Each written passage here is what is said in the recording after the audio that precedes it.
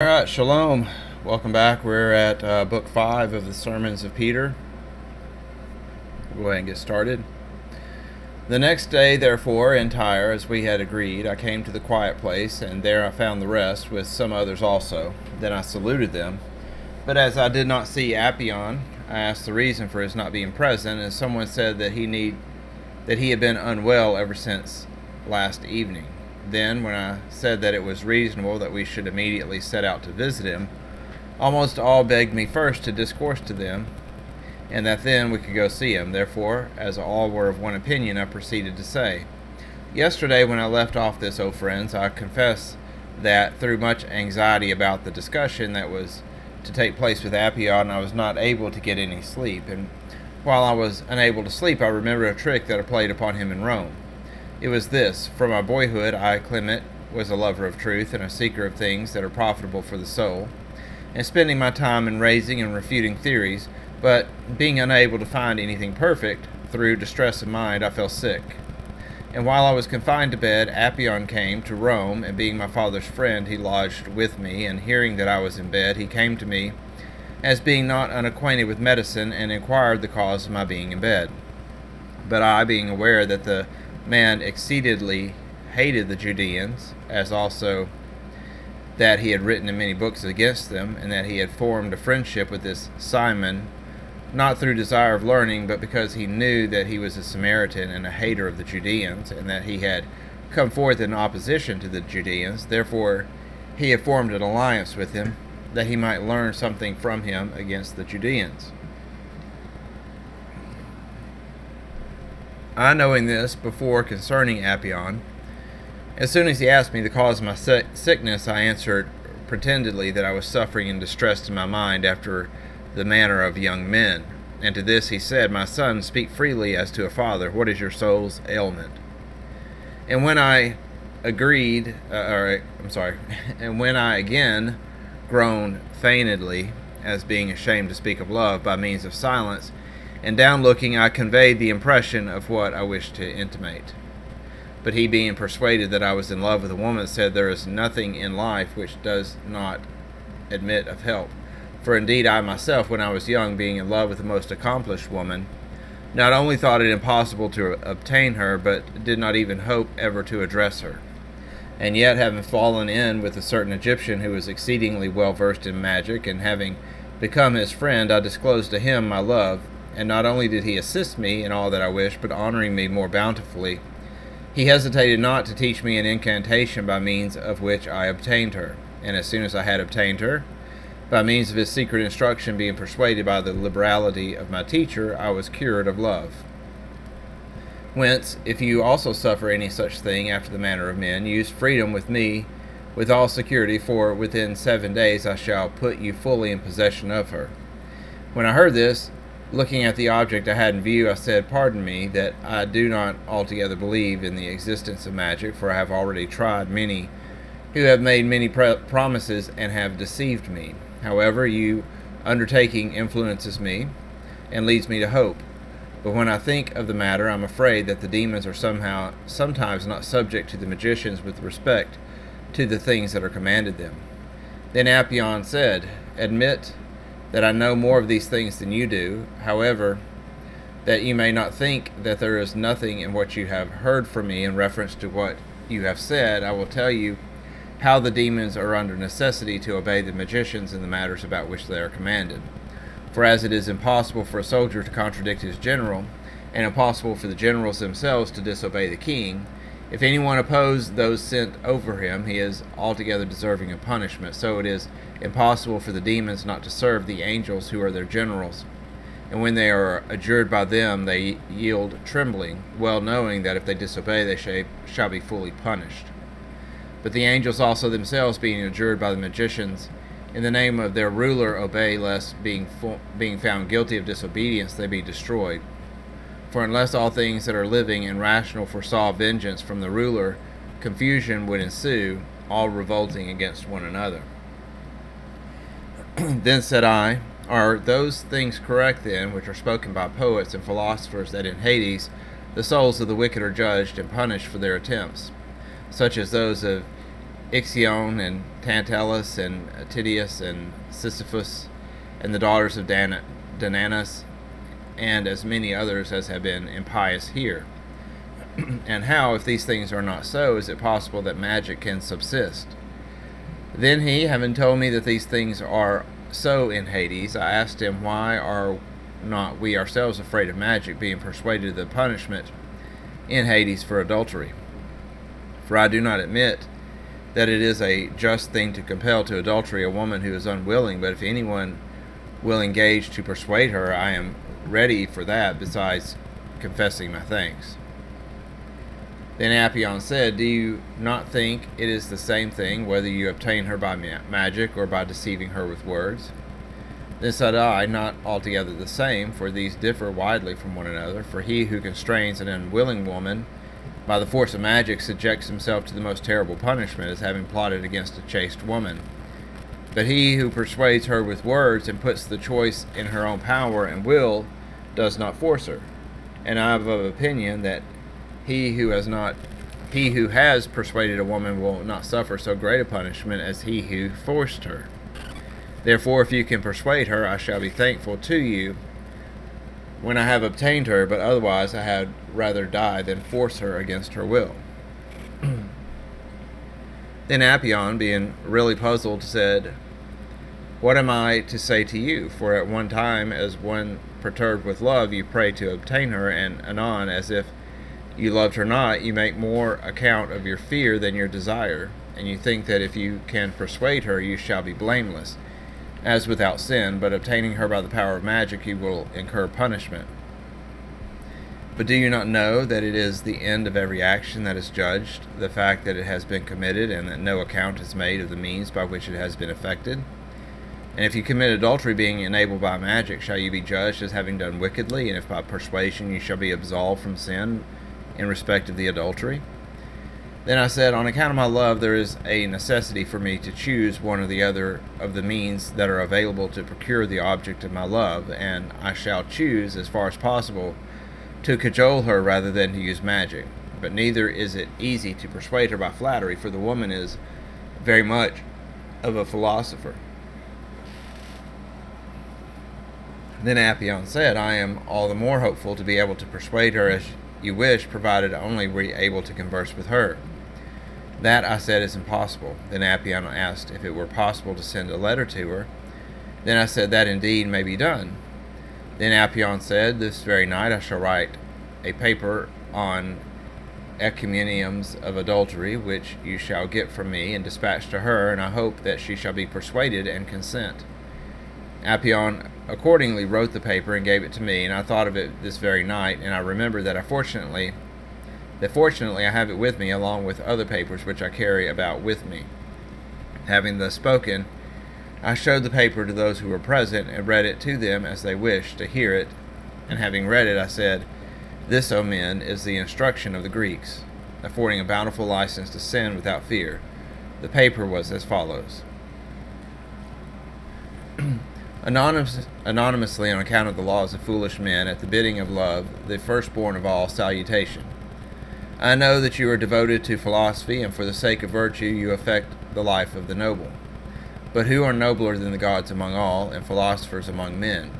For these alone know what works are good and evil by nature, and what, not being so, are accounted so by the imposition of laws. Now then, some have supposed that the action which is called adultery is evil, although it is in every respect good.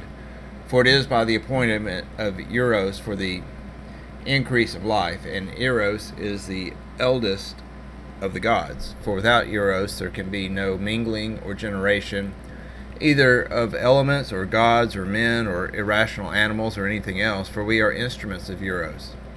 He, by means of us, is the fabricator of all that is begotten, the mind inhabiting our souls. Hence it is not when we ourselves wish it, but when we are ordered by him that we desire to do his will. But if, while we desire according to his will, we attempt to restrain the desire for the sake of what is called chastity, what do we do but the greatest impiety when we oppose the oldest of all gods and men? But let all doors be open to him, and let all baneful and arbitrary laws be set aside, which have been ordained by fanatical men who, under the the power of senselessness, and not willing to understand what is reasonable, and moreover suspecting those who are called adulterers are with good reason mocked with arbitrary laws by Zeus himself through Minos and Rhadamanthus. For there is no restraining of Eros dwelling in our souls, for the passion of lovers is not voluntary. Therefore Zeus himself, the giver of these laws, approached myriads of women, and according to some wise men, he sometimes had intercourse with human beings as a benefactor for the production of children. But in the case of those whom he knew that his being unknown would be a favor, he changed his form in order that he might neither grieve them nor seem to act in opposition to the laws given by himself. It becomes you, therefore, who are debaters of philosophy for the sake of a good life, to imitate those who are acknowledged to be the nobler, who have had sexual intercourse 10,000 times. And not to spend the time to no purpose in giving more examples, I shall begin with mentioning some embraces of Zeus himself, the father of the gods and men. For it is impossible to mention all on account of their multitude. Here, therefore, the amounts of this great Jupiter, which he concealed by changing his form on account of the fanaticism of senseless men. For in the first place, wishing to show to wise men that adultery is no sin, when he was going to marry, being, according to the multitude, knowingly an adulterer in his first marriage, but not being so in reality by means, as I said, of seeing a sin be accomplished, a sinless marriage. For he married his own sister Hera, assuming the likeness of a cuckoo's wing, and of her were born Hebe and Ilithia, for he gave birth to Meteus without copulation with anyone, as did also Hera to Vulcan. Then he committed incest with his sister, who was born of Cronos and Thalassa, as after the dismemberment of Cronos, and whom were born Eros and Cyprus, whom they also called Dodone. Then in the likeness of a satyr he had intercourse with Antelope, the daughter of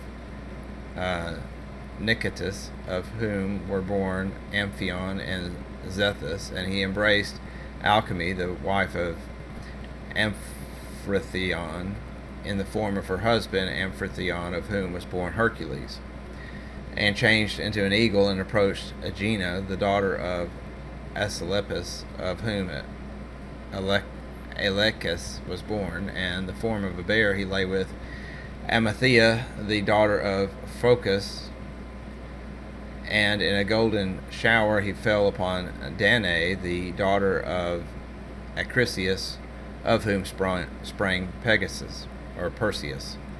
He became wild as a lion to Callistro, the daughter of Lycaon, and begot Arcas the second. And with Europa, the daughter of Phoenix, he had intercourse by means of a bull, of whom sprang Minos and Rhadamanthus and Sarpeion. And with Euromedusa, the daughter of Archelaus, changing himself into an ant, of whom was born Merimdion, with a nymph of Hersaeus in the form of a vulture, from whom sprang the wise men of old in Sicily. He came to Juno, the earth born in Rhodes, and of her was born Pargaeus, Cronius, Citis, and he deflowered Osea, taking the likeness of her husband Phoenix, of whom Anchinius was born of him. Of Nemesis, the daughter of Thestius, who was also thought to be Leda, he begot Helena in the form of a swan or goose, and again in the form of a star he produced Castor, and Polydeuces. With Lamia he was transformed into a hoopoe.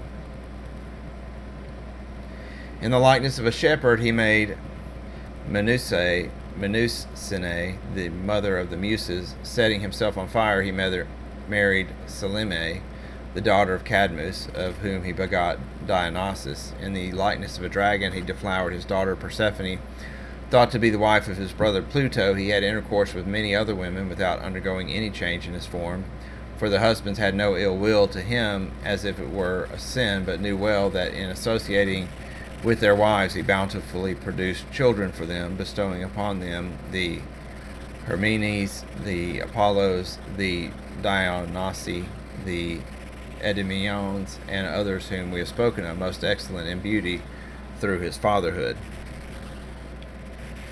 And not to spend the time in an endless exposition, you will find numerous unions with Jupiter of all the gods, but senseless men can call these doings of the gods adulteries, even of those gods who did not refrain from the abuse of males as disgraceful, but who practiced even this as seemly. For instance, Jupiter himself was in love with Ganymede, Poseidon with Peloponnese, Apollo with Cineiros,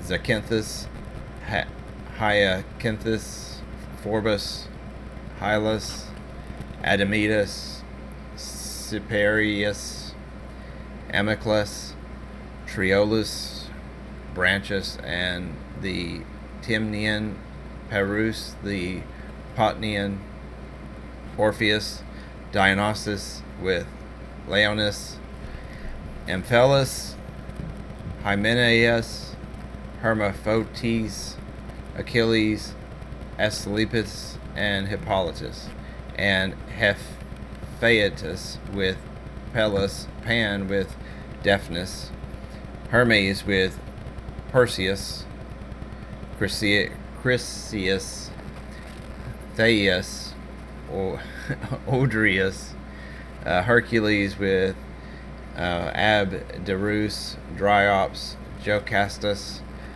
Philocetus, Hylas, Polyphemus, Haemon, Chonus, Eurystheus.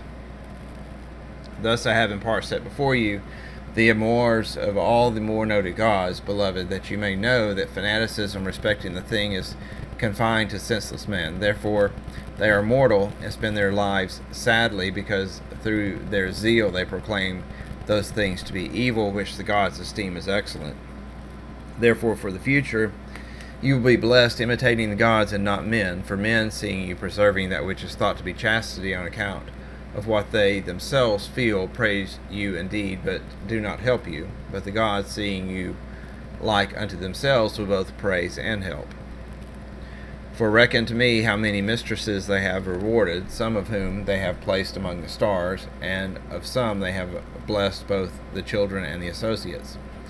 Thus Zeus made Callisto a constellation called the Little Bear, which some also call the Dog's Tail. Poseidon also placed the dolphin in the sky for the sake of Amphitrite, and he gave a place among the stars to Orion, the son of Uriel, the daughter of Minos, for the sake of his mother Uriel. And Dionysus made a constellation of the crown of Eridne, and Zeus invested in the eagle which assisted him in the rape of Ganymede, and Ganymede himself with the honor of the water pourer. Also he honored the bull for the sake of Europa, and also having bestowed Castor and Polydeuces and Helena upon Leda, he made them stars, and Perseus for the sake of Danae, and Arcus for the sake of Callisto. The virgin is also called Dice for the sake of Themis, and Hercules for the sake of Alcmene. But I do not enlarge further, for it were long to tell particularly how many others the gods have blessed for the sake of their many mistresses, in their intercourse with human beings, which senseless men repudiate as evil deeds, not knowing that pleasure is the great advantage among men. But why? Do not the celebrated philosophers extol pleasure, and have they not had intercourse with what women they would? Of these the first was the teacher of Greece, whom Phoebus himself said, of all men Socrates is the wisest. Does not he teach that in a well-regulated state women should be common? And did he not conceal the fair Alcibiades under his philosopher's gown, and the Socratic Antisthenes writes of the necessity of not abandoning what is called adultery, and even his disciple Diogenes did not freely associate with Laius for the hire of carrying her on his shoulders in public. Does not Epicurus extol pleasure? Did not Aristippus anoint himself with perfumes and devote himself wholly to Aphrodite? Did not Zeno, intimating indifference, say that the deity pervades all things, that it may be known to the intelligent that with whomsoever a man has intercourse it is as with himself, and that it is superfluous to forbid what are called adulteries or intercourse with mother or daughter or sister or children? And Chrysippus, in his erotic epistles, makes mention of the statue in Argos representing Hera and Zeus in an obscene position. I know that to those uninitiated in the truth these things seem dreadful and most base, but not so to the gods and the philosophers of the Greeks, nor to those initiated in the mysteries of Dionysus and Demeter. But above all, these do not waste time speaking of the lives of the gods, and all the philosophers. Let the two chiefs be your mark, Zeus, the greatest of the gods, and Socrates of philosophic men. And the other things which I have mentioned in this letter understand and attend to, that you may not grieve your lover, since if you act contrarily to the gods and heroes, you will be judged wicked and will subject yourself to fitting punishment. But if you offer yourself to every lover, then as an imitator of the gods, you shall receive benefits from them. For the rest, dearest one, remember what mysteries I have disclosed to you, and inform me by letters of your choice. Fare ye well. I therefore, having received this billet from Apion, as though I was really going to send it to a beloved one, pretended as if she had written an answer to it. And the next day, when Apion came, I gave him the reply, as if from her, as follows. I wonder how, when you first commend me for wisdom, you write to me as to a fool. For wishing to persuade me to your passion, you make use of examples from the mythologies of the god. That is, Eros is the eldest of all, as you say, and above all gods and men, not being afraid to blaspheme, that you might corrupt my soul and insult my body. For Eros is not the leader of the gods, he, I mean, who has to do with lust. For if he lusts willingly, he is himself his own suffering and punishment, and he who should suffer willingly could not be a god. But if against his will he lusts for copulation and pervading our souls, as through the members of our bodies is born into intermeddling with our minds, then he that impels him to love is greater than he. And again, he who impels him, being himself impelled by another desire, another greater than he is found impelling him. And thus we come to an endless succession of lovers, which is impossible. Thus neither is there an impeller nor an impelled, but it is the lustful passion of the lover himself, which is increased by hope and diminished by despair.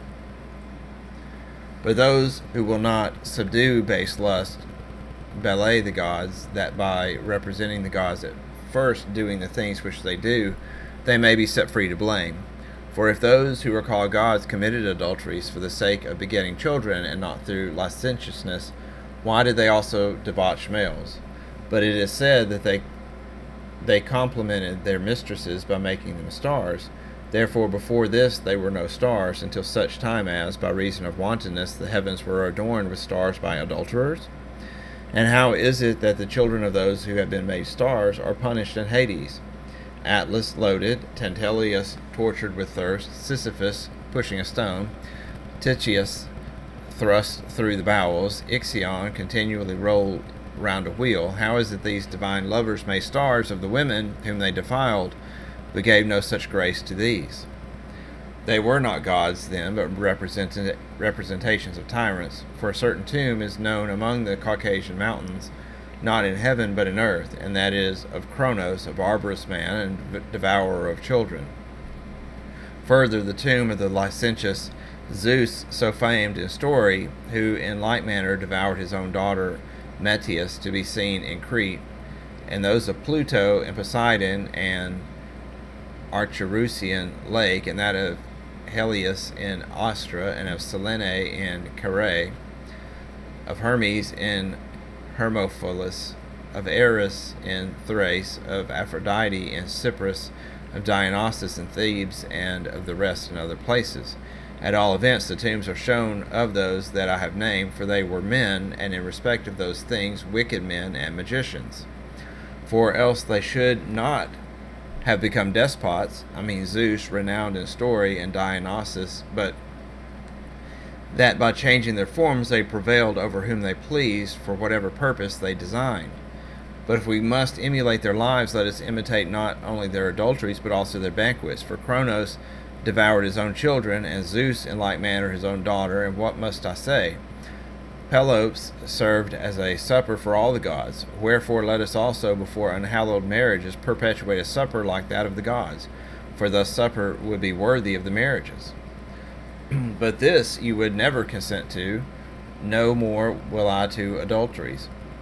Besides this, you threaten me with the anger of Eros as of a powerful god. Eros is not a god as I conceive him, but a desire occurring from the temperament of the living creature in order to the perpetuation of life, according to the foresight of him who works all things, that the whole race may not fail, but by reason of pleasure another may be produced out of the substance of one who shall die, springing forth by lawful marriage, that he may know to sustain his own father in old age. And this those born from adultery cannot do, not having the nature of affection toward those who have begotten them. Since, therefore, the erotic desire occurs for the sake of continuation and legitimate increasing, as I have said, it behooves parents, providing for the chastity of their children, to anticipate the desire by imbuing them with instruction by means of chaste books, and to accustom them beforehand by excellent discourses, for customs is a second nature. In addition to this, frequently to remind them of the punishments appointed by the laws, that using fear as a bridle they may not run on in wicked pleasures, and it behooves them also before the springing of the desire to satisfy the natural passion of puberty by marriage, first persuading them not to look upon the beauty of another woman. For our mind, whenever it is impressed delightfully with the image of a beloved one, always seeing the form as in a mirror, is tormented by the recollection, and if it do not obtain its desire, it contrives ways of obtaining it. But if it do obtain it, it is rather increased, like fire having a supply of wood, and especially when there is no fear impressed upon the soul of the lover before the rise of passion. For as water extinguishes fire, so fear is the extinguisher of an unreasonable desire. Whence I, having learned from a certain Judean both to understand and to do the things that are pleasing to God, I am not to be entrapped into adultery by your lying fables. But may God help you in your wish and efforts to be chaste, and afford a remedy to your soul burning with love. When Apion heard the pretended answer, he said, It is without reason that I hate Judeans. Here now some Judean has fallen in with her, and has converted her to his religion, and persuaded her to chastity, and it is henceforth impossible that she ever have intercourse with another man. For these fellows, setting God before them as the universal inspector of actions, are extremely persistent in chastity, as being unable to be concealed from him. When I heard this, I said to Apion, Now I shall confess the truth to you. I was not enamored with the woman, or of anyone else, my soul being exceedingly spent upon other desires, and upon the investigation of true doctrines. Until now, although I have examined many doctrines of philosophers, I have inclined to none of them, excepting only that of the Judeans. A certain merchant of theirs, having sojourned here in Rome, sending linen clothes, and a fortunate meeting, having set simply before me the doctrines of the unity of God. Then Apion, having heard from me the truth, with his unreasonable hatred of the Judeans, and neither knowing nor wishing to know what their faith is, being senselessly angry, forthwith quitted Rome in silence. And as this is my first meeting with him since then, I naturally expect his anger in consequence. However, I shall ask him in your presence what he has to say concerning those who are called gods, whose lives, fabled to be filled with all passions, are constantly celebrated to the people in order to their imitation, while besides their human passions, as I've said, their graves are also shown in different places. The others, having heard these things from me, and desiring to learn what would ensue, accompanied me to visit Apion. And we found him bathed, and sitting at a table furnished. Wherefore we inquired but little into the matter concerning the gods, but he, understanding, I suppose, our wish, promised that the next day he would have something to say about the gods, and appointed to us the same place where he would converse with us. And we, as soon as he had promised, thanked him, and departed each one to his home. Alright, so that is all of Book 5, and so next time we will start in Book 6. Shalom.